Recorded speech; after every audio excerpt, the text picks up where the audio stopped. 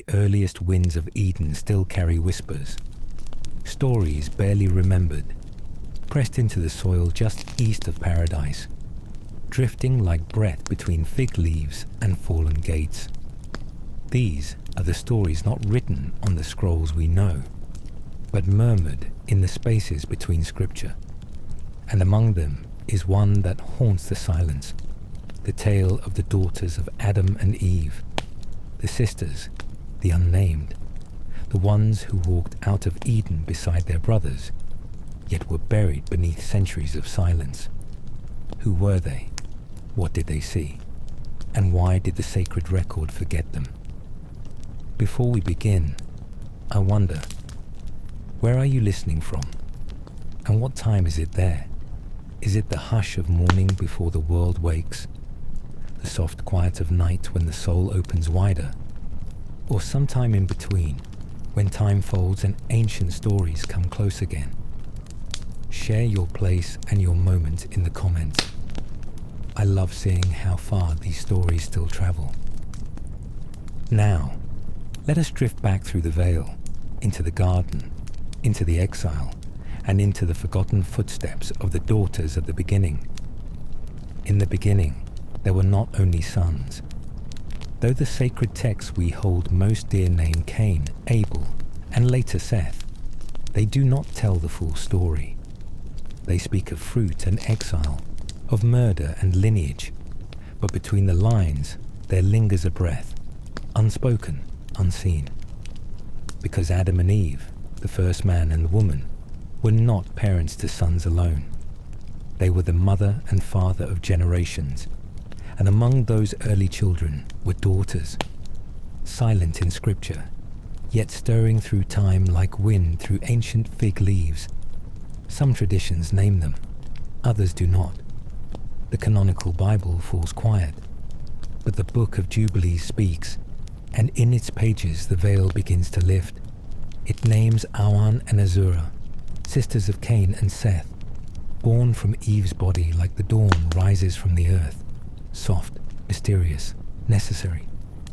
Awan, they say, was given to Cain, his twin. Azura was given to Seth, to carry on the sacred bloodline after the garden gates were sealed. And yet these names are barely whispered. They come and go like smoke in the apocryphal wind. Why were they silenced? What did they see? What stories did they carry in their bones that history could not hold? Eve, mother of all living, bore many children. Genesis 5:4 tells us that Adam had other sons and daughters, and yet they are lost to us, unnamed, unrecorded, folded into the dark spaces between verses. But perhaps the daughters were there all along, gathering water from the springs east of Eden, weaving flax with their mother, learning the pulse of creation through their fingertips. They were born into a world untouched by any other human hand, into a silence so sacred that every step pressed a mark into freshly made soil. They were the first to see the stars, not from a story, but from the naked ground. Perhaps they asked Eve about the garden, about the taste of fruit that changed everything. Perhaps they watched their mother's face shift between memory and mourning, because Eve remembered what it was to walk with God in the cool of the day, and her daughters watched her carry that memory like a wound and a lantern. What might it have been like for them to be born after the fall, yet so close to the flame of paradise that they could still smell it in the air? In the Midrash, ancient Jewish commentaries that dance in the margins of scripture, there are hints. Some say Adam and Eve had 70 children. Others say they bore twins, each birth bringing forth a male and a female. Awan, Luluwa, Balbira, Nama. Names passed like whispers between generations. Nama, in particular, emerges from the shadows. In some traditions, she is a daughter of Lamech, but in others, far older. She is the daughter of Eve herself, a woman of music, of beauty, of knowledge, a woman who, like her mother, walked too close to the divine and paid a price for it. Later legends would paint her as a seductress, a consort of angels or demons. But perhaps this was simply the fear of a woman who knew too much. A woman who remembered the garden through her mother's lullabies. A woman who saw things the scribes did not dare write down. These daughters were not absent. They were erased. In a world being shaped by patriarchs and kingdoms, their voices were dangerous. Their stories did not fit the lineage maps or priestly scrolls, but they were there, holding fire, whispering to trees, learning to plant and harvest, to give birth in fields, to sing songs that stretch back to Eden. Perhaps they were the first to weep when Abel was slain. Perhaps it was a sister who found the body, who screamed to the sky while the soil still drank her brother's blood. And perhaps she was the first to understand grief, not just as an event, but as a transformation. The daughters of Adam and Eve were born into a world both holy and broken, and their silence in Scripture is not the absence of presence, it is the echo of a mission. They lived, they breathed, they remembered, and the fact that they were left unnamed in our primary text does not mean they were not sacred. It means the world was not ready to hear them, but we are. Now, in the age where lost scrolls resurface and silenced voices are heard again, we begin to listen, not to invent, but to remember, to reimagine through the lens of apocrypha, midrash, and myth, through the stories our ancestors passed on in hushed tones. In these 20 reflections, we will wander beyond the garden with them. We will sit with Eve as she names her daughters, as she watches them walk into a world she never meant them to know. We will follow Awan, Luluwa, Nama, and the others as they grow, love, weep, and wonder. These are the forgotten daughters of Eden. They have waited long enough. Her name is nearly forgotten, Awan. It hovers in the ancient texts like a ghost just beyond the edge of memory, spoken not by the mainstream scriptures, but whispered in the Book of Jubilees, that careful retelling of the beginning where genealogies breathe a little more fully, and the daughters of Eve are finally, if briefly, remembered. Awan, the twin sister of Cain, the first daughter of humanity, born into a world barely begun. The ground was still soft from Eden's parting when she came into being, born not in paradise, but in its echo, in the eastward land where wind carried the scent of what was lost.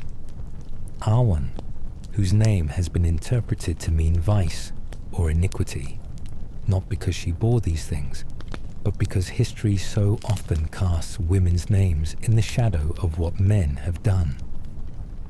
She was not evil, she was first, and like so many firsts, she carried the weight of a story that the world was not ready to understand. She was born beside Cain, her twin, a child of exile and longing. Adam and Eve, still raw from their fall, still haunted by the garden, looked upon their newborn children and saw both punishment and promise. Awan's first breath was taken under skies unfiltered by sin, and yet her soul bore the echo of a fracture that was not hers to cause, but was now hers to carry. Did she know the garden's edge? Did she grow up hearing her mother speak of the cool of the day, when God would walk among the trees? Did Eve show her daughters the leaves once used for shame and the soil once tilled in sorrow? The daughters would have learned not from silence, but from a mother who remembered both glory and grief. And Awan, the firstborn girl, likely bore that inheritance in her eyes. She walked with Cain, watched him till the ground, helped plant seeds in a world that now required sweat to bear fruit. But there must have been more. The texts say she was later given to Cain as his wife, and though this offends our modern minds, we must understand it through the lens of origin, of necessity, of survival. In those ancient days, before nations and laws, humanity grew slowly, with each birth a sacred defiance against death. Awan was not an afterthought. She was a pillar. Her womb would carry the next steps of creation. But more than a mother or sister or wife, she was a witness. She saw the tilt in Cain's eyes before the murder. She saw the restlessness growing in him like a storm that could not settle. Perhaps she heard his late-night questions, saw his offerings laid at the altar, and the bitterness that bloomed when smoke rose from Abel's sacrifice but not his own. Did she try to soothe him, to warn him, to stand between two brothers and say, "There is still time to choose another path"? The scriptures do not say, they fall silent. But the silence itself speaks. Awan lived through the first death, the first murder, the first fracture not between God and man, but between brother and brother. And what of her grief? What of the scream she may have uttered when Abel's blood stained the earth? When Cain returned from the field with empty hands and shadowed eyes? Was she the first to bury the dead? The first to comfort a weeping Eve whose sobs split the sky like thunder? And when Cain was marked and cast out, did she follow him into the land of Nod?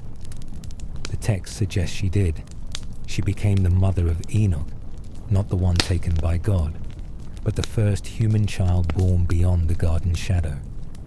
Awan was the first mother of the post-Eden world, and yet her name is spoken only in passing. No psalms are sung for her, no lineage traced back, but her presence is a quiet revolution.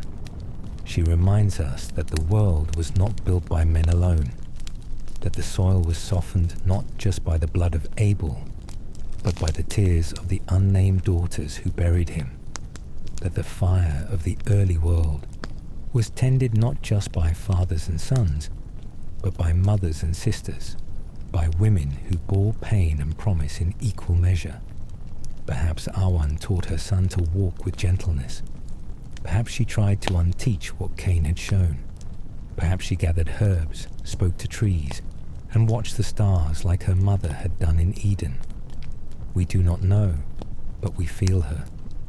We feel her in the absence, in the ache, in the way the story moves forward, but leaves her behind. And so, we must return to her, to the women whose stories were too complex for the parchment, too powerful for the pen.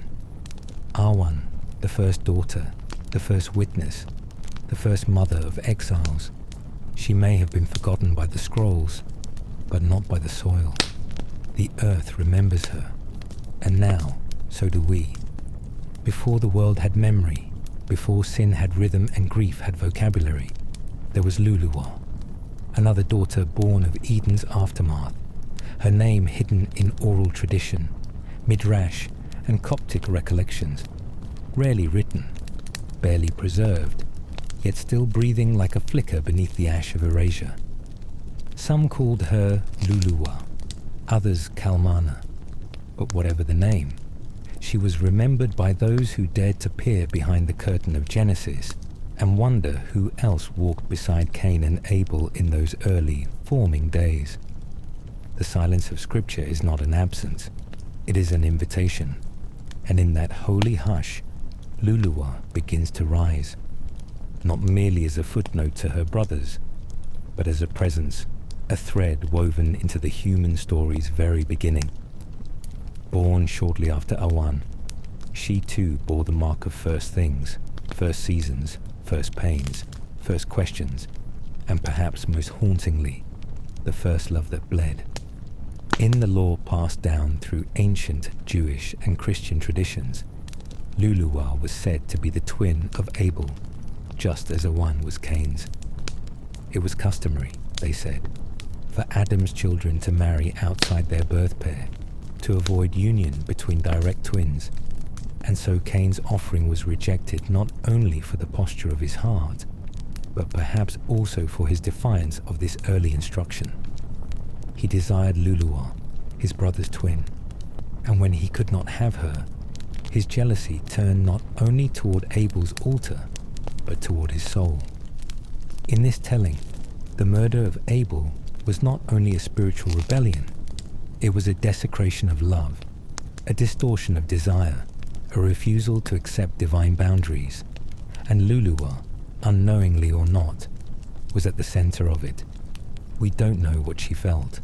We are never told. But the sacred imagination bends gently toward her grief. Perhaps she had looked forward to a life with Abel, not only as husband, but as partner in naming animals, in cultivating the earth, in forging new beginnings. Perhaps she braided flax with Eve, and watched her father build altars of stone, and perhaps she carried a quiet joy, unaware that it would be shattered by her brother's rage. What does it mean to be at the center of the first triangle of desire and death? What does it do to a woman's heart to be seen not for her spirit, but as a prize, a wedge, a symbol of rejection and rivalry? Luluwa, like so many women after her, became a mirror for male fury. And yet she endured. When the earth drank Abel's blood, it did not just scar Cain. It broke something in Luluwa that could not be named, something ancestral and eternal. Did she hear the blow? Did she see the lifeless form of the brother she was promised to? Did she scream until her voice cracked the stillness of the wilderness? And when Cain was cursed and marked, did she curse him too? Or weep for him as a sister, torn between the man who desired her and the brother who loved her? Scripture leaves no trace of her answer, but human hearts know. We have all stood in places where love and loss intertwine, where silence speaks louder than words, and where the body remembers what the mind cannot comprehend. Luluwa becomes the first woman to love and lose, the first to mourn not just a death, but the theft of a future. Her womb would never carry Abel's child. Her hands would never weave garments for the life they might have built. She became a living memory, walking among the fields that had once been tilled by peace and now bore the weight of death. Perhaps she left with Seth, the one born to heal the wound. Or perhaps she stayed with Eve, whispering songs to comfort a mother who had now buried a son and exiled another. Luluwa was not erased because she was unimportant. She was erased because her story carried too much ache, too much nuance. She stood at the crossroads of freedom and fate, of romance and ruin, and history has never known what to do with women like her. And so she vanished from the page, but not from the pulse. She is there in every love triangle turned tragedy, in every woman used as justification for male violence, in every sister who watched a brother lose his way and felt the guilt of being desired, in every woman who lost a future before it ever fully began. Luluwa's name is not in the canon, but her experience is etched into the bones of the human condition. She teaches us that the beginning was not sterile or simple. It was messy, emotional, filled with hunger and heartbreak. And if we dare to listen closely, we might hear her voice again, not in anger, but in lament, in the quiet strength of a woman who survived the first collapse of love, in the sacred resilience of a soul who lived beyond the wound, in the songs she may have passed down to her sisters, to her nieces, to us. Because even when forgotten by men, the daughters of Eve remember each other. After the blood had dried in the fields and the cries of Eve faded into a grief-tinged quiet, there came another beginning, not of innocence, but of resolve. It was not the rebirth of Eden, but the planting of something new in the soil of sorrow. And at the center of that quiet rebuilding stood Azura. She is mentioned only in the Book of Jubilees, barely more than a line. Azura, the sister wife of Seth, the one born after Abel's death to carry on the divine seed. And yet, behind that small mention, lies a story with roots that stretch deep into the memory of the earth. Azura, born into a world already cracked by exile and stained by violence, was not born into innocence. She was born into inheritance. She inherited the garden only through stories whispered by her mother, inherited a brother already chosen by God to continue the line, inherited a family trying desperately to remember what wholeness felt like. And yet she did not recoil from that weight. She became a pillar within it. While Owan and Lulua were born in the shadow of loss, Azura was born in the thin light of second chances. She grew not near Eden's gates, but further east, in a land already marked by labor and survival. She did not know paradise firsthand, but she could hear its ache in Eve's lullabies. She could feel the memory of it lingering on her father's shoulders as he bent to the soil with tired hands. And yet, even from that distance, she chose to believe in the story still unfolding. Azura is rarely named in modern retellings. She is overshadowed by Seth, whose role in the biblical lineage leads to Enoch, Noah, and eventually Abraham. But what of the woman who bore that lineage into being? What of the one who looked into the eyes of the man God appointed and said, "I will walk with you through this wilderness"? Azura's story, though unwritten, is everywhere in the pulse of redemption. She is the one who said yes, not to power or recognition, but to participation, to becoming a vessel of continuity in a world still echoing with Cain's footsteps, in a culture where genealogy was power, where the name of the father was remembered and the name of the mother was too often lost. Azura held the sacred role of life-giver, of teacher, of healer, of the one who received the divine spark and sheltered it in her womb. And what a heavy spark it was, because Seth was not just another son. He was the answer to a wound, the replacement child, born to fill the void Abel left behind. Imagine what it would be to marry a man whose very existence was defined by someone else's absence. Azura would have had to carry not only her own hopes, but his inherited expectations. She would have watched her husband wrestle with the weight of being the appointed one, and she would have stood beside him, not in silence, but in strength. Perhaps it was Azura who reminded Seth that he was not a replacement, but a renewal, that he was not chosen to imitate Abel, but to begin again, that God's plan was not about repeating the past, but restoring what had been fractured.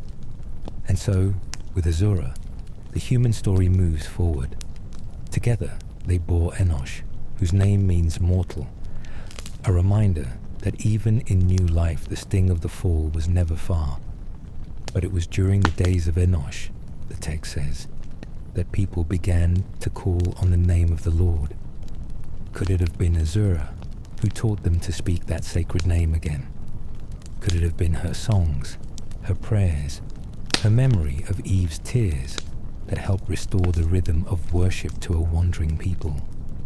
Azura may not have carried Eden in her eyes, but she carried it in her memory, through the voice of her mother and the strength of her own faith. Her life was not about glory, but about faithfulness. Not about dramatic moments, but about quiet constancy. She is the daughter who chose to believe that what was broken could still be blessed. That from the ashes of betrayal and bloodshed, something holy could still rise.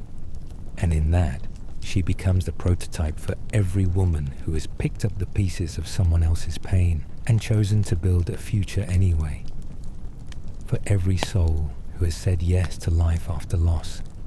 For every unnamed matriarch whose prayers made it possible for generations to follow.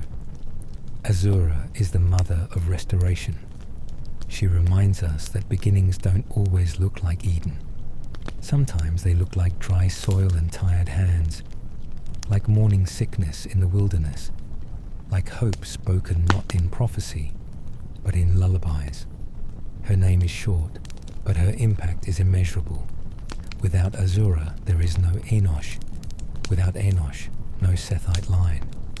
Without that line, the flood never comes, nor the ark, nor the covenant. Her legacy ripples forward like water in a dry land. She was not forgotten by heaven, only by us. But now we remember, now we speak her name. And in doing so, we honor every daughter of Eve who has carried the world forward in silence. There are names that shimmer through time like embers beneath ash, too old to be remembered clearly, yet too powerful to be extinguished completely. And among them is Nama, a name that hums with contradiction, mystery, and ancient resonance. Some traditions name her as the daughter of Lamech. Others trace her lineage further back to Eve, marking her not simply as a descendant, but as a daughter in spirit and blood. Whether placed in the generation before the flood or among the early children of Adam and Eve, Nama's story floats at the edge of scripture, where myth bleeds into memory, and the veil between heaven and earth is thin enough to tremble. In the book of Jasher, in Midrashic tales, in obscure legends whispered through the folds of Apocrypha, Nama appears not only as a woman of striking beauty, but of terrifying allure, a name spoken both with reverence and warning. For she is often described as a seductress, not of men, but of angels. It is said that she sang at night beneath the moon, her voice so haunting it stirred the watchers, the heavenly ones, the fallen sons of God, who descended to earth in rebellion and desire. And it was Nama, they said, who called to them first. Whether this is metaphor or memory, accusation or awe, the stories agree on one thing. Nama was not forgotten by the heavens. She was seen, she was heard, and her presence marked a turning point in the ancient war between the divine and the defiled. But was she guilty of seduction? Or merely a woman whose power unsettled the structure of the sacred? Was she the corrupter or the catalyst? A pawn in a cosmic game, or a voice echoing the divine feminine, so long silenced, now finally released? The early church fathers and the writers of the rabbinical texts were unsure. They wrestled with her image, unable to decide whether to sanctify or condemn her. Some said she was a demon, a consort of the fallen. Others said she was holy, gifted in music, a teacher of beauty in a world descending into violence. The book of Enoch speaks of the Watchers, of how they lusted after the daughters of men, took them as wives, and bore the Nephilim, giants who corrupted the earth. Nama's name is not spoken directly in that text, but in the surrounding legends, she is cast as one of those first women who dared to be fully seen, fully alive, fully magnetic. And so her story, whether historical or allegorical, becomes a mirror of power and perception, of beauty and blame. She is the daughter who was not content to remain in the background. She sang. She stood beneath the stars. She danced not for the eyes of men, but for the truth pulsing in her own blood. And in doing so, she attracted both desire and destruction. Is this not the story of so many women? Praised for their gifts, then punished for them. Remembered not for their wisdom, but for the impact they had on the hearts and lusts of others. Nama's tale is not a simple one, and that is why it was buried. It does not fit into the neat framework of male-dominated genealogies. She was not a mother of nations, perhaps, but a disturber of heavens, a name that sent tremors into angelic order. And yet, perhaps she never sought any of that. Perhaps she was simply a woman who remembered Eden's music, passed down from Eve's humming lips, and let that music rise again in her own voice. Perhaps the Watchers were not drawn to her body, but to the sound of something lost, something only she could carry. Perhaps she did not fall with them, but stood on the edge of heaven's grief, watching as the veil tore and the sons of God came crashing down. What if Nama was not a cautionary tale, but a sacred one? A story not of sin, but of signal. A voice so clear it stirred even angels from their silence. The ancients feared her perhaps, because she reminded them that not all power was male, that not all holiness wore the robe of priest or prophet, that sometimes the sacred came wrapped in song, in skin, in longing, that sometimes women carried within them not just life, but the spark that could awaken or unravel heaven. Nama's name means pleasant or beautiful, but also sweet song. She is remembered as a musician, a master of instruments, a woman of craft and rhythm. And perhaps this too is her legacy, not in scandal, but in sound, in the sacred resonance of feminine wisdom breaking through the post-Eden wilderness. A daughter of Eve, not just biologically, but archetypally. A woman who held power and did not shrink from it, who called down stars whether she meant to or not. And as her name echoes in our ears once more, we are reminded that the story of creation is not only shaped by the ones who named the animals, or tilled the soil, or built the altars. It is also shaped by the ones who sang, who remembered. Beauty when the world forgot it. Nama is not gone. She is humming still, and the heavens are still listening. Scripture speaks sparingly, but the ancient voices that gathered around it, the midrash, the oral traditions, the scrolls that whispered beyond the bounds of canon, tell us that Adam and Eve had more than just Cain, Abel, and Seth, much more. In the Jewish midrash and the Book of Jubilees, we are told they had 33 sons and 32 daughters, 70 in total, a sacred number in ancient thought, echoing completeness, nations, tribes, destinies not yet written. And yet, not one of those daughters is named beyond a handful preserved in the dust of Apocrypha. 70 children born from the same body that once walked in Eden. 70 hearts beating in exile, formed from the dust and breath of a world already fallen.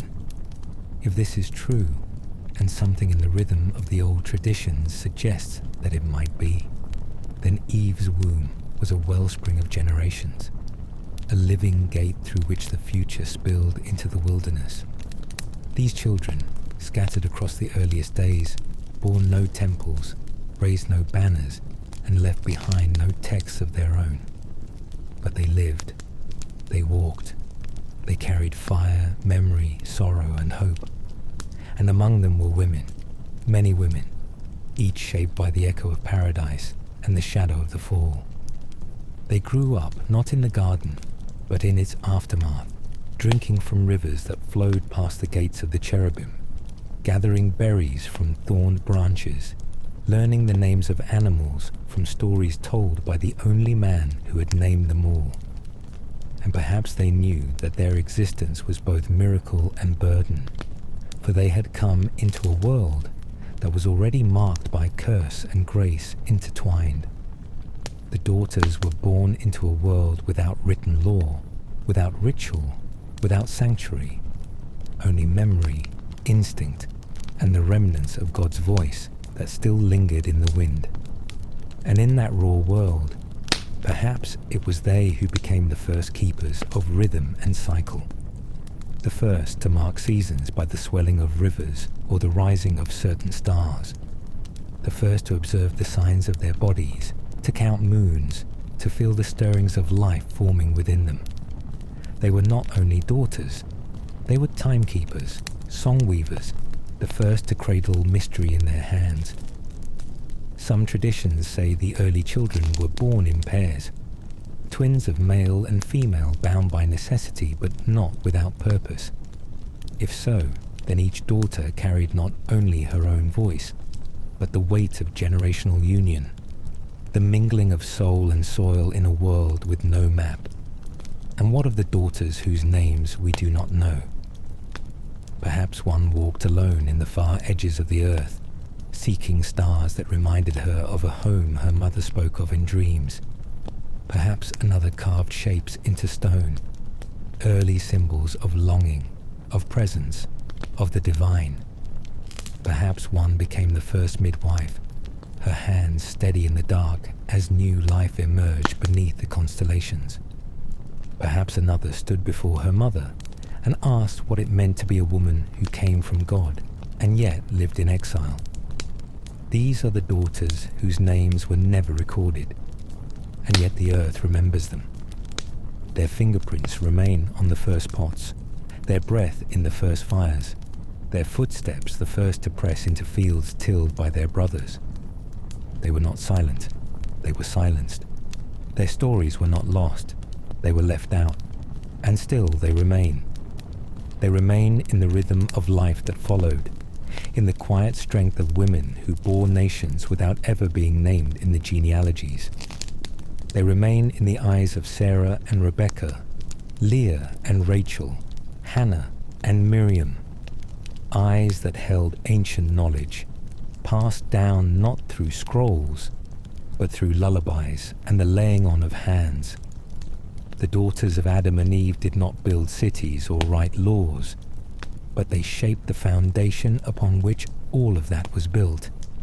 They were the first to suffer quietly, the first to carry children who would never know Eden, the first to bleed without sin, to forgive without witness, to hope without promise.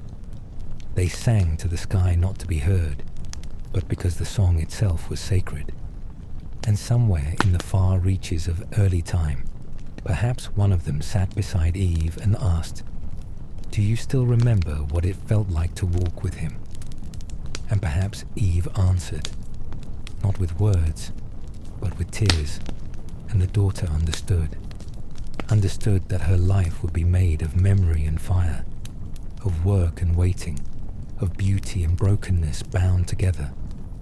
And she would pass that knowing to her daughter, and her daughter to hers, until the wisdom of the first mother lived on in a lineage of spirit, even when the names were lost, the 70 children, the scattered line. We remember them not by name but by presence, by the holy hush between verses, by the way the earth still hums with thee. Weight of all the lives that were lived without being recorded.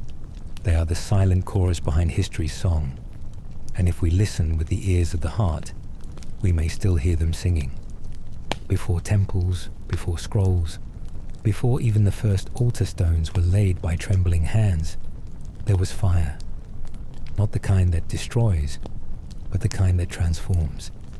An elemental flicker born not from violence but from longing. And among the first to cradle it, to shape it, to understand its song, were the daughters of Adam and Eve. Though the ancient texts do not speak of them directly, the traditions that seep through cracks in the canon suggest that the earliest women were not only bearers of life, but keepers of flame. It is easy to forget, in a world of pre-lit candles and forgotten rituals, how sacred fire once was, how it meant survival, vision, warmth, and worship. In the earliest days, before language was firm and law was carved in stone, fire was the mediator between earth and sky. And perhaps it was the daughters who first knelt beside it, not only to feed it, but to speak to it, to pray into it, to sing over its flickering breath with the voices passed down from Eve. They would have learned from her, this woman who remembered the garden, who knew the feel of wind on her face when God walked beside her. Eve would have taught her daughters that not all fire burns in judgment. Some fire reminds us that we are still alive, that creation, though broken, still pulses with the divine. And so, the daughters tended the flames in the early nights. They gathered kindling by starlight, carrying twigs in their skirts, pressing sparks from stone with calloused hands. They sang as they worked, songs older than language, inherited not from a text, but from their mother's breath. These were not hymns as we know them, but vibrations, low, rhythmic, earthy, songs that reached upward and downward at once, linking the heavens to the soil. Perhaps the first prayers were whispered by firelight, not spoken aloud, but hummed between sisters, between mothers and daughters, between women who understood that the divine is often clearest when the rest of the world is sleeping. Around the fire, they told stories, not the polished ones that would be written generations later, but raw stories of exile, of blood, of dreams that still haunted their sleep. They spoke of Abel, not with vengeance, but with sorrow, of Cain, not with rage, but with wonder. How could one child lose his way so far, so fast? And in those sacred circles, they created something that could never be fully erased. The oral memory of womanhood, of creation seen from the side that was never written. For the scribes would focus on the altars of men, the offerings, the blood spilled by patriarchs. But the daughters of Eve tended a different altar, quiet, persistent, hidden. It was the altar of the hearth, the fire in the dark, the center of every gathering. There food was cooked, stories told, children warmed, wounds healed. And in that small flame they found something holy, not dramatic, not miraculous, but enduring. The fire outlasted grief. It outlasted Cain's exile. It outlasted the ache of longing for a garden they had never seen. It became the heartbeat of their days and the symbol of their resilience. Some ancient traditions suggest that women were the first to understand fire as something sacred, not only as a tool, but as a presence. Something that danced, responded, required attention. Something that was both dangerous and beautiful, like womanhood itself. And perhaps it was the daughters who first saw the way fire changed things. Raw food became nourishment, cold air became comfort. Darkness became story time. Death became memory, as flames flickered over burial mounds and lit the sky with grief and love. And maybe it was around one of those fires that the daughters first began to dream, not only of survival, but of restoration. They asked questions their brothers did not. What if Eden could return? What if walking with God didn't require a garden? What if memory was enough to spark presence? These were not theological debates. They were hopes carried like embers, handed from one daughter to another through lullabies and legends. The daughters watched their mother, watched the lines deepen on her face, watched her light fires even when she felt cold inside. And they learned that love does not always roar. Sometimes it just glows, stubbornly, against the night. In time, they taught their own daughters how to stir embers, how to listen to the wind, how to look at fire not only as warmth, but as witness. These lessons were never canonized. They were lived. They were passed through fingertips and gaze, through silence and song. And though history did not write their names, it carries their heat. For even today, in every fire lit for comfort, in every candle placed beside a photo of the dead, in every sacred flame that flickers in prayer, their legacy continues. The first fire was not made by man alone. It was kept alive by women, by the daughters of Eve, who believed, even in exile, that light could still live. They did not ask for altars. They made them, quietly, over time, and the world was warmed by their faith. Long before tablets bore commandments and scribes scratched symbols into clay, there was another language, one unrecorded, unspoken by lips, but alive nonetheless. A language of rhythm, gesture, breath, and spirit.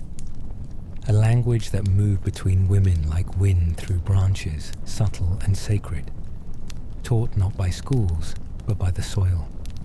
And it was the daughters of Adam and Eve who first mastered it, because they had to. In a world without alphabets, communication was an act of embodiment. The body became the scroll, the eyes became the ink, the womb, the voice.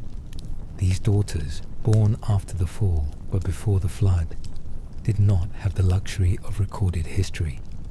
They had to carry truth another way. They became keepers of knowing, of memory, of soul-to-soul transmission. It was Eve who first taught them this. Eve, whose own name pulsed with the energy of life, who had spoken with God face to face and then walked through silence ever after.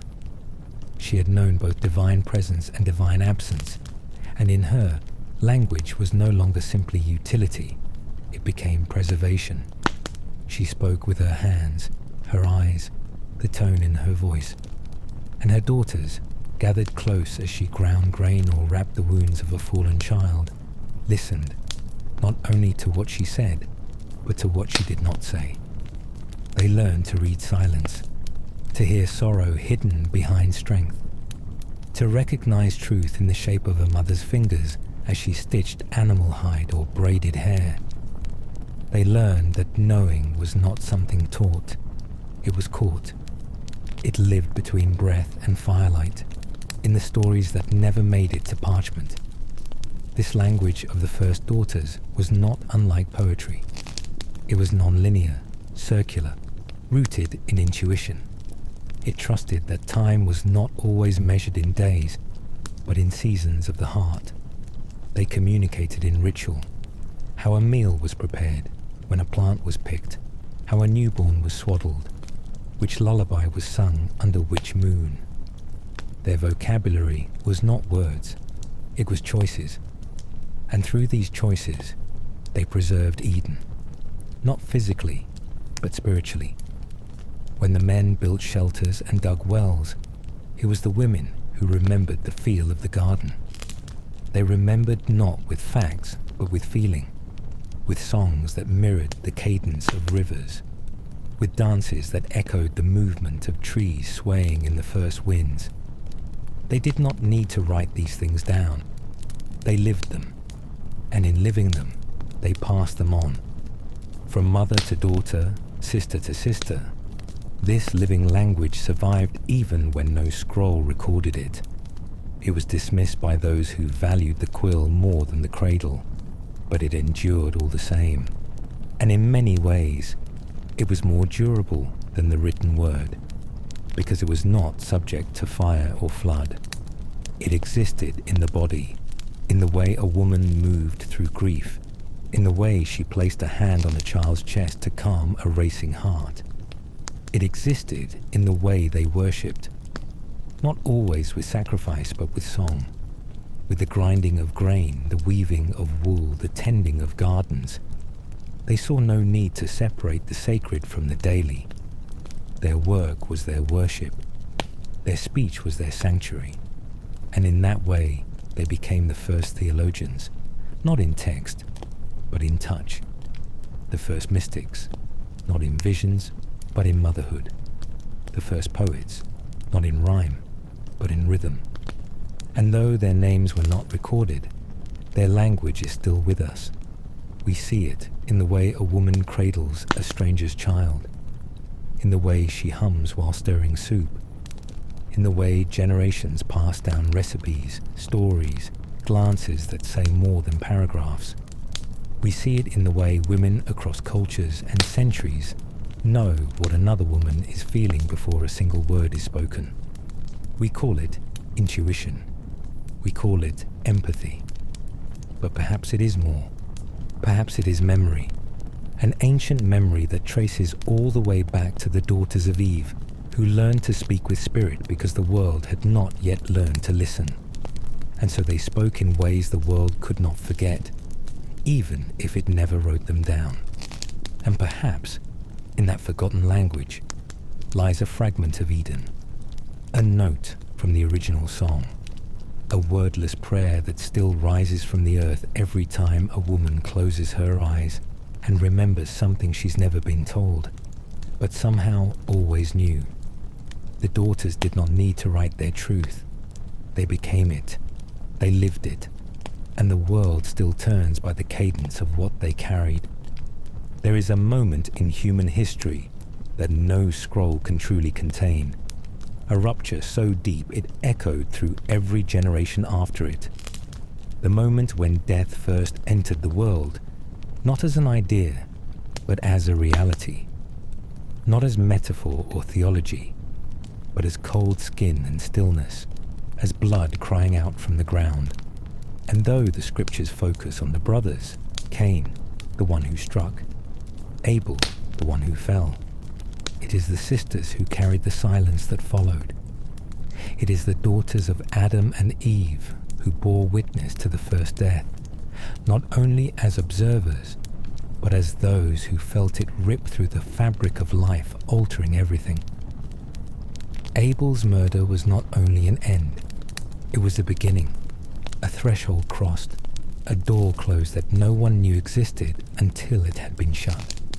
And in that doorway stood women, Awan, Lulua, Azura, and the unnamed daughters, some old enough to understand, others still cradled against Eve's breast, felt the air change that day.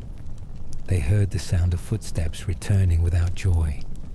They saw their mother fall to her knees before a body she had once held in her arms. They watched their father scream into the sky. But no one asked how the daughters mourned. No one recorded what they did with their hands while the world collapsed. Did they build a resting place from stone and branches? Did they place flowers, or whisper words, or simply sit beside the body in stunned silence, their young hearts unable to comprehend what it meant for a soul to leave the world? They had no burial rituals yet, no prayers passed down, no framework for loss, only pain, raw, unfiltered, unexplainable. And perhaps it was they who created the first expressions of grief, songs sung in strange tones, movements of the body that we would later call mourning. Perhaps they wept not just for Abel, but for the end of a world that once seemed untouched by such finality. The daughters, born in the shadow of exile, now lived in the shadow of death, and that double burden of being born outside the garden and seeing the first grave shaped them in ways that words have never quite captured. They learned early that life was not guaranteed, that love could end, that even the righteous could fall. And in that learning, they became more than survivors. They became keepers of memory. While Adam and Eve wrestled with questions too vast for language, where did we go wrong? How did our son become a murderer? The daughters held the thread of continuity. They kept the home fires lit. They tended to the wounded soul of their mother, to the silent ache in their father's eyes. They learned to whisper prayers not yet written, to reach out to the invisible in the hopes that something, anything, was still listening. And from that pain, something sacred began to emerge. The daughters understood that death was not just the end of breath, but the beginning of story. That memory was a holy act, that to speak a name after it was gone was to keep it tethered to the living. So perhaps they became the first eulogists, the first to mark time not by moons alone, but by absence. This was the season Abel died, they might have said. This was the day Cain's eyes changed, and from such remembrances, the seeds of ritual were planted. In the eyes of the daughters, death became not just loss, but invitation, to remember, to honor, to make meaning where none had existed before. And so they began to create. They braided reeds into symbols. They carved small shapes into bark. They wove stories into garments, not as decoration, but as commemoration. Each act of creation was a defiance of destruction. Each new life they birthed was a declaration. death will not have the final word. These women, though unnamed in most texts, became the first carriers of legacy, and they carried it not with scrolls or tablets, but with the body, with womb and hand, with voice and gaze. They learned how to live while grieving, how to hope while haunted. They became midwives not only to children, but to meaning. And in time, their mourning gave rise to wisdom, the kind that cannot be taught, only lived, the kind that settles into the bones and makes a woman's voice tremble with power when she sings, the kind that tells her daughter, "I've lost and I've loved, and you will too, but you will rise again." The first death changed the world, but it also revealed something hidden, the resilience of the feminine spirit. The daughters of Adam and Eve walked through that valley, barefoot and bleeding, and came out the other side carrying stories that the world would try to forget, but never could. Stories of blood and beauty, of sorrow and survival. Stories that still live in every woman who has lost someone and chosen to keep going anyway. In this way, the first daughters taught us all how to grieve, and in grieving, how to live, long before nations were formed or kings crowned, before the ark or the flood or the fires of Sinai. There were hands in the dirt, tending, kneading, digging, weaving life from soil. And among the first to shape the rhythm of the land were the daughters of Adam and Eve. Born not to rule or record, but to remember and restore, these women were the earth's earliest keepers. They learned the soil not through domination, but intimacy. While the men were taught to subdue the earth, the women came to understand it, to read its silence, to feel its sorrow, to coax from it beauty. They did not till with conquest. They cultivated with communion. Eve, who had once walked barefoot in paradise, surely passed to her daughters the knowledge of trees and seasons, of seeds and sacred cycles. She would have known the names of plants not only by utility, but by memory. Plants once held in Eden's golden light, now growing wild beyond its gates. Her daughters became the quiet carriers of that memory. They were the first gardeners of grief. Their gardens were not ornamental. They were prayers. They planted food not only for survival, but as acts of reclamation. Every seed pressed into the earth was a declaration that life could still come from loss. And the soil, even in its cursed state, responded. The first daughters learned which leaves healed wounds and which flowers whispered to the bees.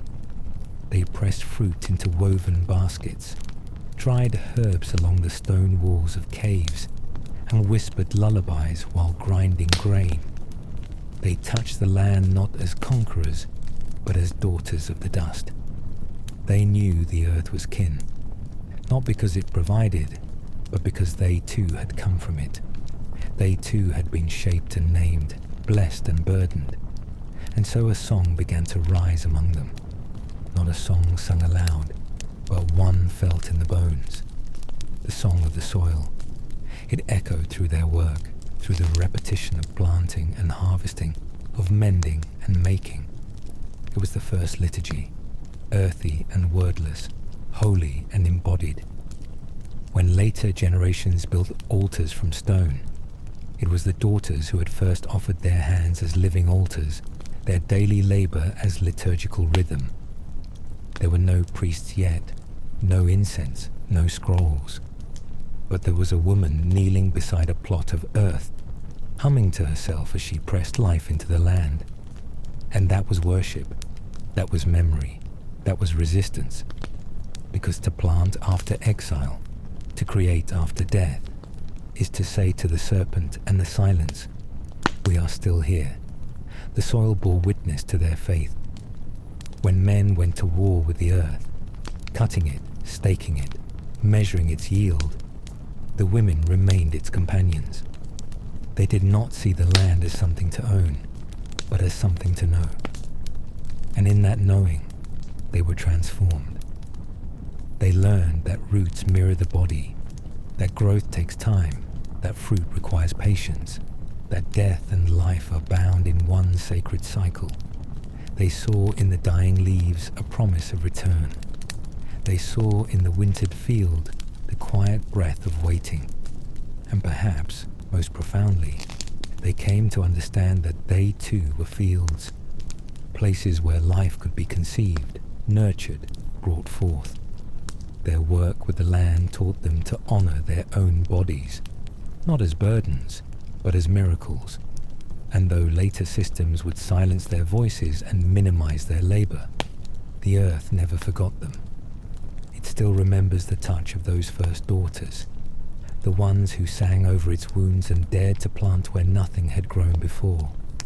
Every time we walk barefoot through grass, every time we run our fingers through soil, we participate in that lineage.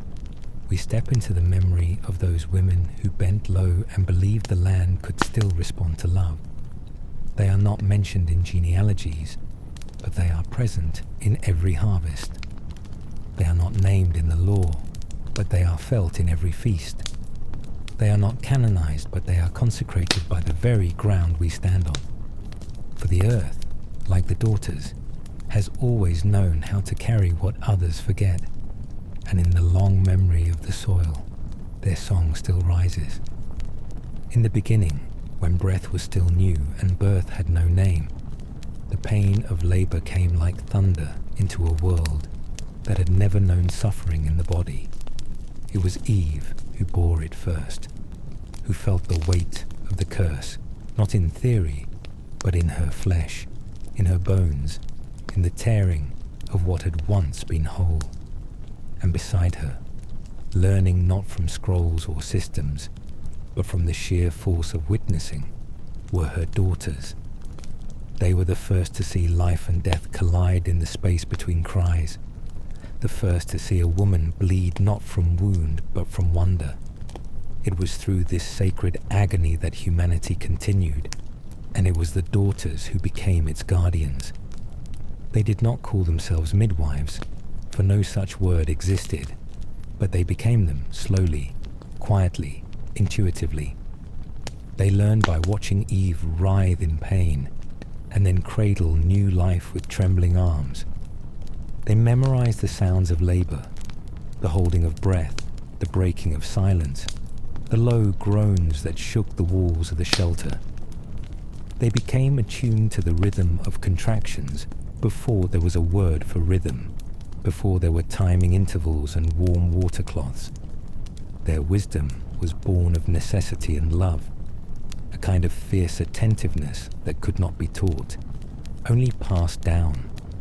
They came to know the signs, the way a woman's breath would change, the way her hands would grasp the earth, the way her eyes would lock onto something unseen, as if anchoring her through the storm of bringing forth. They understood that the veil between life and death was never thinner than in those moments, and that their role was to stand beside it, not as gods or saviors, but as witnesses and helpers, stewards of the threshold. The first daughters learned how to soothe with voice, how to press firm hands to aching backs, how to braid strength into fear. They whispered encouragement, not because they knew it would end well, but because the whisper itself mattered. Their voices became the rope a laboring woman clung to when her strength wavered. And when the child finally emerged, slippery and squalling, it was the daughters who caught them.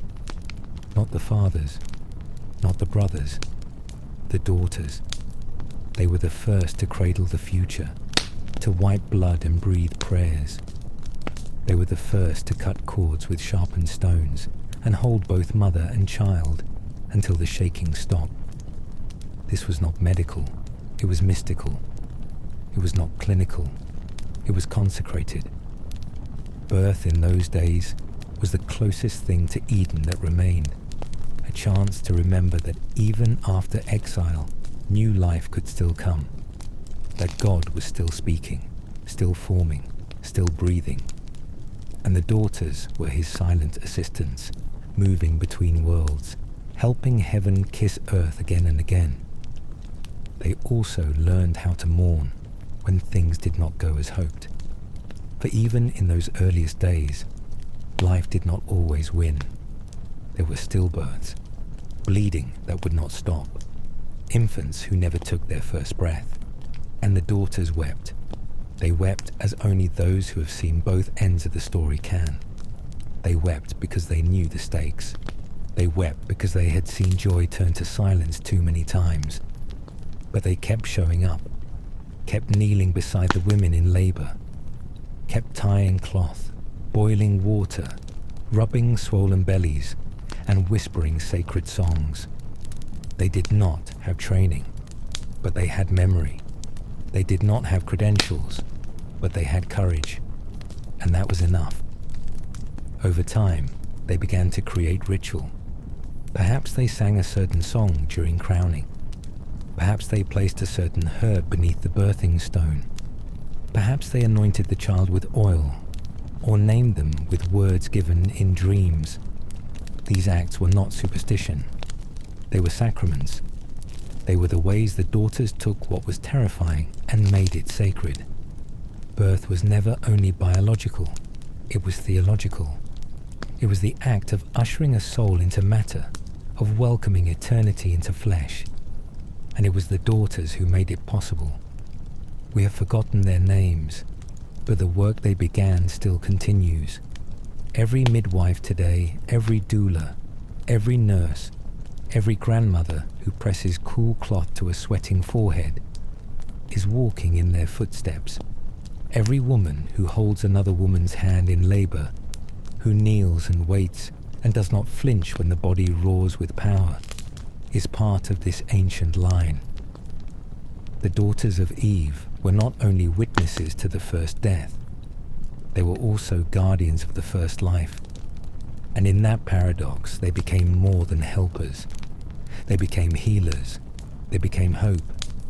For in every child they helped bring into the world, they offered proof that the story was not over, that despite exile, despite pain, despite silence, life still chose to come, again and again.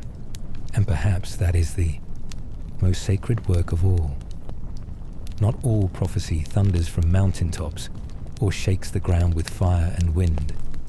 Some of it comes softly, like dew on morning grass, like the hush between contractions, like the look in a mother's eyes when she knows something before it happens. The ancient texts speak often of male prophets, men who saw visions, wrestled with angels, or spoke on behalf of the Most High. But long before scrolls recorded thunderous revelations, there were whispers, and long before prophets were called by name, there were women, daughters of Eve, who dreamed. They dreamed in the silence of night while the world lay still, in the spaces between grief and joy, in the aches of the womb and the tremble of hands over newborn skin.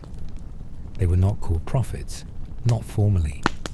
No fire marked their words, no clouds descended on their tents. But their knowing ran deep. It came not from voices outside them, but from the voice within. The same voice that had once breathed into dust and called it human. That voice still lived in them, passed down through Eve not as sound, but as memory, as rhythm, as intuition. The daughters knew when death was near and when life stirred. They knew when a storm was coming, even before the sky darkened. They felt things, subtle things, sacred things, that others dismissed. And because they were women, because their knowing did not conform to the structures of men, their visions were called superstition, their insight reduced to emotion. But the truth is, they were prophets of a different kind, not public or political, but personal and persistent. They spoke not to crowds but to kin, not in sermons but in stories, not in edicts but in embraces. And in doing so, they shaped the sacred just as surely as any thunderstruck mountaintop. Eve must have been the first to sense when a child's path would bend in shadow. She must have laid her hands on her daughter's swollen belly and whispered things she could not explain. The daughters watched, and they learned. They listened to dreams. They paid attention to patterns. They saw the way the earth responded to human hearts. And they began to trust what they knew.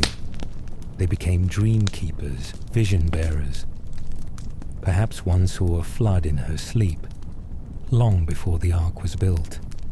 Perhaps another felt the weight of future exile while still young, a heaviness she could never name.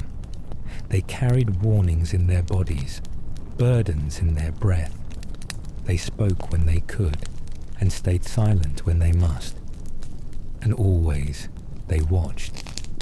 Their prophecy was not dramatic, but it was durable. It lived in their hands as they prepared meals, in their songs as they nursed the dying, in the way they stepped aside just before danger struck. Some called it instinct, some called it luck, but it was more. It was a deep remembering, a resonance with the divine. They had not forgotten Eden, not entirely, and sometimes, in the stillness, the veil would thin, and they would see, and what they saw, they held close, because who would believe them? Who would write down their visions?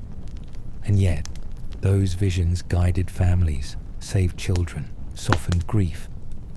They became the hidden thread behind many a deliverance, many a turning point.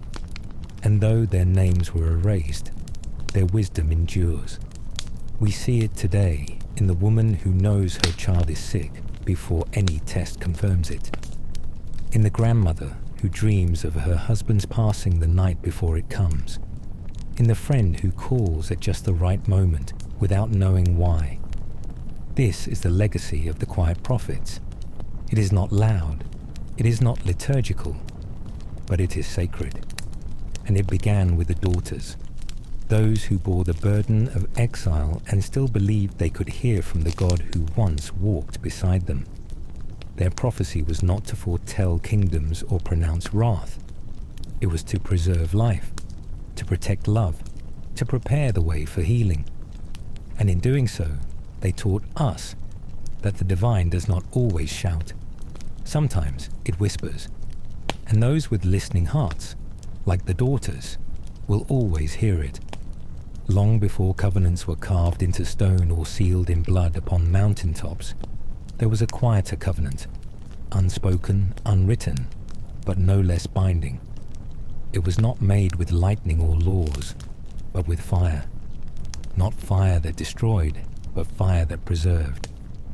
And it was the daughters who tended it. In the earliest nights of the world, when the dark was thick and the winds were wild, fire was not merely warmth, it was survival. And it was the women, the daughters of Eve, who kept the flame alive. While the men slept or hunted or wandered far, the women sat close to the embers, feeding them with sticks and breath, with broken twigs and broken prayers. They learned to read the flame, to know when it hungered, when it threatened to die. They learned the rhythm of wood and spark, of smoke and hush, until the fire became a language, a covenant of presence. The fire never asked to be kept, yet it was, and in its flickering light, the daughters made a vow to hold what the world forgot. Around the fire, they told stories not written in the scrolls, stories of stars and sisters, of dreams that came before dawn. Around the fire, they sang lullabies that held the weight of history, songs braided with hope and memory and the scent of burning cedar. The fire became their sanctuary, their scripture, their shrine, and in its glow they passed on knowledge of herbs and healing, of sorrow and birth, of what it meant to be a woman in a world still learning to name things. They taught their daughters how to listen to silence, how to prepare a body for burial, how to tell when a storm was coming by the way the flames bent eastward. They taught them how to wait, how to keep vigil, how to trust that light would return, even when the night seemed endless. And in that keeping, they became priests, not in name but in essence. They did not wear robes or stand behind altars, but every time they placed another log on the flame, every time they reached for a child in the dark and pulled them close to the warmth, they were enacting a holy rite. They were saying, "We will not let this light go out." And perhaps God, seeing them there, barefoot, tired, and faithful, was moved. Perhaps that was the first offering he accepted. Not a lamb on a stone, but a woman in the night, keeping fire for a world that had already forgotten what Eden felt like. The covenant of fire was not flashy. It was not recorded by prophets or praised in psalms, but it endured. It passed from hearth to hearth, from breath to breath, until it became something more than survival. It became sacred rhythm. The rhythm of mothers teaching daughters, of sisters tending one another's pain, of friends sitting in silence until the dawn came. And even now, it lives. In the candles lit for those we've lost, in the bonfires lit on holy nights, in the ovens where bread still rises, in the fireplace where children gather, not knowing that the warmth they feel is the echo of an ancient promise, that someone will always keep the flame. The forgotten daughters knew what we too often forget. That light is not only given, it must be guarded. That holiness is not only thunder, it is also ember. That covenant is not always made with law. Sometimes it is made with love. And in the hush of night, when all else failed, the daughters of Adam and Eve kept their promise. They did not let the fire die.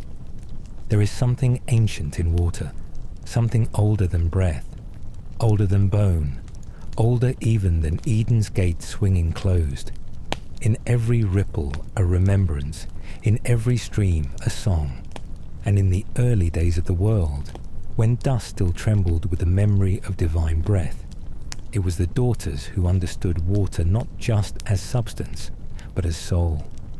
They drew it with cupped hands and hollowed gourds, not only to quench thirst, but to preserve meaning. For the rivers that ran through the post-Eden wilderness were not just geography. They were veins of memory. Eve must have taught her daughters how to find them, how to read the rush of a current, or the stillness of a pond like scripture. She would have knelt beside them at dawn, hands plunged into the cold, whispering that water remembers what we forget. And the daughters listened. They learned to watch the way water moved through the land, how it carved, how it healed, how it could vanish in drought and roar back in flood. They came to understand that water held grief, rains that came too late, or not at all, tears that fell with no answer, streams once sacred that now ran bitter. But they also learned that water held joy, a child's splash, the soft cleaning of a newborn, the bubbling sound of life returning after silence. So they honored it, not with temples, but with touch, with songs sung at the edge of rivers, with baskets soaked and softened before weaving, with rituals passed from hand to hand, simple, subtle, but sacred. A drop of water on the forehead of a fevered child, a wash of the feet after burial, a basin filled before birth. In these quiet acts, the daughters shaped a theology of water, unwritten but deeply known. They came to see water as a mirror, one that reflected not only the sky, but the soul. When grief was too much, they would walk to the stream and let the current take their silence. When celebration swelled in their chest, they would dance along the shoreline, skirts soaked and laughed aloud. Water received it all, and perhaps that is why they trusted it, because it never turned away, never judged, never recorded, only carried. And in time, the daughters began to believe that the divine still spoke through water.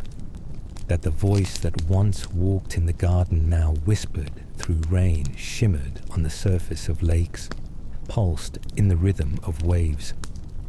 They would tell their children, "Listen to the water. It knows things." And so it became custom to return to it often, not only to survive, but to remember. They began to mark moments with water. A girl's first moon, honored with a river walk. A union between lovers, sealed with hand-washing beside a spring. A final farewell, performed with tears and washing cloths, as the body was prepared to return to dust. These were not formal sacraments, but lived ones. The water became witness. It saw what the world forgot, and in that seeing, it kept the stories alive. The daughters believed that water could carry memory, that it flowed from Eden, still remembering the feel of God's footsteps, that it wound its way through exile not only as punishment, but as promise, that one day a river would once again run through a garden where all was made new. And so they waited. They kept drawing, washing, anointing, even when wells ran dry, even when storms did not come. They believed that the story was still flowing.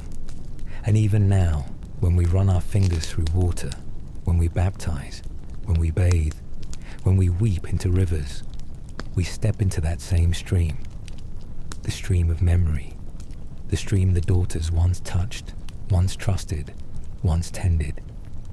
For though their names were lost, their hands were not. Their prayers are still floating just beneath the surface, waiting for someone to listen. And in every drop, the whisper remains, "I remember." There is a silence that lives between generations, not the absence of sound, but the weight of what was never said, never named, never written down. A silence shaped like a mother's sigh, like a daughter's unasked question, like the look passed between women who understand each other too deeply to explain. And in the earliest days of the world, when language was still forming, and memory was held more in gesture than in grammar, it was the daughters of Adam and Eve who became the keepers of this silence.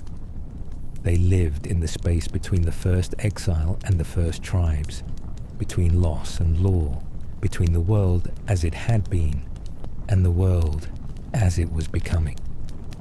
And in that in-between, they carried what could not yet be carried by words. Their stories were not recorded because they were not shouted. They were whispered across skin and firelight, tucked into the pauses between daily tasks. A glance while kneading bread, a pause before cutting herbs, a slow exhale before telling a story that almost hurt too much to tell. These were their scrolls. These were their scriptures. While the men counted years and suns and altars, the women counted moments, intimate, fleeting, sacred. They knew that memory is not always preserved in proclamation, but in repetition. The same lullaby sung 3 generations deep, the same recipe made with the same stone bowl, the same gesture of the hand when comforting a frightened child. These became their inheritance, and because the world did not value such things, the world forgot them. But the silence remembered. It remembered the wisdom that was too intuitive to be explained. It remembered the healing that came from presence, not prescription. It remembered the names that were sung only between sisters, never allowed in public space. And that silence, though dismissed by historians, became a bridge across centuries, a bridge between what we know and what we feel. The daughters walked that bridge every day. They moved between birth and burial, between hope and resignation, between the visible and the deeply hidden. And in doing so, they kept humanity whole. Without them, too much would have been lost. Without them, the grief would have been too much to carry, the joy too fragile to hold. They made it bearable. They made it beautiful. They softened the harshness of exile with tenderness. They transformed the brutality of survival into the dignity of ritual, and they did it all in silence, not because they had nothing to say, but because the world wasn't ready to hear. And so they spoke in other ways, in food, in fabric, in fingers tracing patterns on children's backs, in prayers that had no language but were felt all the same. The daughters understood that silence could be sacred, that it could be shelter, that sometimes it is the spaces between words that hold the most truth. They honored that space. They taught their daughters to listen not just to what is said, but to what is left unsaid, to hear the tremble beneath the tone, to feel the pause before the answer, to hold space for mystery. And in doing so, they passed down a kind of wisdom that could never be stolen, because it was never written, only lived. Even now, that silence persists. It lives in kitchens and hospital rooms, in bedrooms and forests, in the pause before we speak and the breath we take when words fail. It lives in every woman who has ever known something in her bones and could not explain how. It is not emptiness. It is echo. It is depth. It is the voice beneath the voice. And it is the gift of the forgotten daughters who knew that what cannot be spoken can still be sacred. That silence too can be a song. And in that song, we remember everything we thought we'd lost. Long before scrolls held law or scholars debated doctrine, before medicine had names for pain or poetry was written in ink, there was a kind of wisdom that lived in the body. And it was the daughters who learned to read it. In the shadow of Eden, where exile pressed heavy and survival left no space for indulgence. The body was not yet separate from spirit. It was not a vessel to conquer or a floor to shame. It was a sacred place where God's breath still lingered. And the daughters, shaped from the same dust that once danced with divinity, came to understand that their bodies told truths that words never could. They knew when something was off, not because a man declared it so, but because the ache in the belly or the rhythm of breath whispered the warning. They came to trust the signals of their skin, the pull of intuition in the chest, the deep knowing in the womb. They were never taught this. Eve passed it down not in lectures, but in touch, in the way she placed a hand on her daughter's heart when fear came, in the way she taught her how to slow her breath when grief swelled, in the way she honored every shift, every cycle, every sign that life was moving through her. The daughters listened. They learned that their bodies were not broken. They were wise. That tears were not weakness. They were release. That pain was not punishment. It was a message.